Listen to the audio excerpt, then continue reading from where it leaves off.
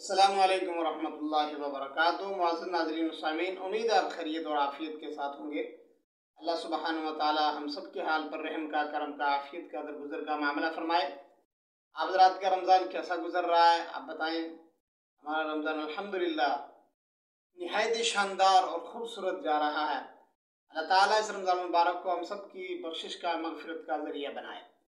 मुअज़्ज़िज़ नाज़रीन, असल बात की तरफ आते हुए इससे क़ब्ल जैसे कि मैं हर दिन आप हज़रात से गुज़ारिश करता हूँ, अगर आप हमारे चैनल पर नए हैं या आपने हमारे चैनल को सब्सक्राइब नहीं किया है तो इसको ज़रूर सब्सक्राइब कर लें।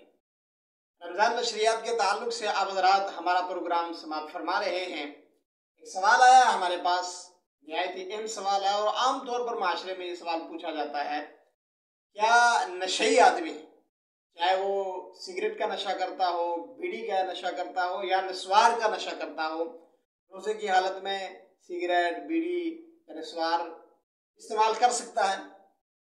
नशे के ताल्लुक से आप हज़रात जानते हैं, नफ्सियाती तौर पर जो नशई होता है ना, उसको कुछ ना दो खाने के लिए, तो अगर उसे आप, वो नस्वारी है, उसे नस्वार सूंघा दें, सिगरेट बीड़ी का आदी है उसका धुआं सूंघा दें, तो उसके जिस्म में जान आ जाती है। और ये मसला रमज़ान में बड़ा दरपेश होता है। आमतौर पर रमज़ान में ये मसला पूछा जाता है और आपने भी देखा होगा बहुत सारे नशई बज़ाहिर वो रोज़े से होते हैं, अगर वो नस्वार के आदी हैं तो वो नस्वार मुंह में रख लेते हैं, अगर सिगरेट बीड़ी के आदी हैं तो बसा औक़ात क्या करते हैं, सिगरेट बीड़ी जलाकर दूर रख देते हैं, कम से कम उसकी जो स्मेल है और उसकी जो बदबू है वो उन तक पहुँचे और उससे वो तलज़्ज़ुज़ लज़्ज़त महसूस करते हैं। चाहे बीड़ी सिगरेट का जलाकर दूर रख के उसके धुएं से तलज़्ज़ुज़ करना या उसको मुस्तकिल तौर पर इस्तेमाल करना रोज़े में, ये दोनों रोज़े को फासिद कर देती हैं।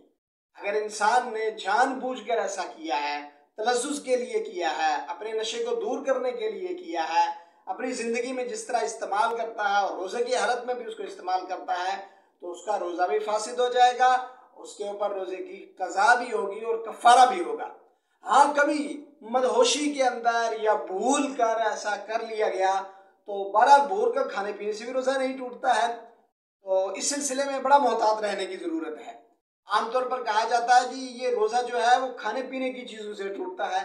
अब बज़ाहिर जो है हम जो सिगरेट पी रहे हैं, इसका धुआं है, इसका कोई जिस्म नहीं है, मतलब ये नशई लोग मुख्तलिफ़ किस्म की तावीलात करते हैं। तो ये बात याद रखने के काबिल है और इस बात को आमतौर पर फैलाया जाए आजकल के नौजवान और बतौर ख़ास वो बूढ़े जिन्हें ज़िंदगी पूरी की नस्वार की मत लगी हुई है, वो आमतौर पर रोज़े को नस्वार ही के ज़रिए से पूरे दिन में गुजारते हैं।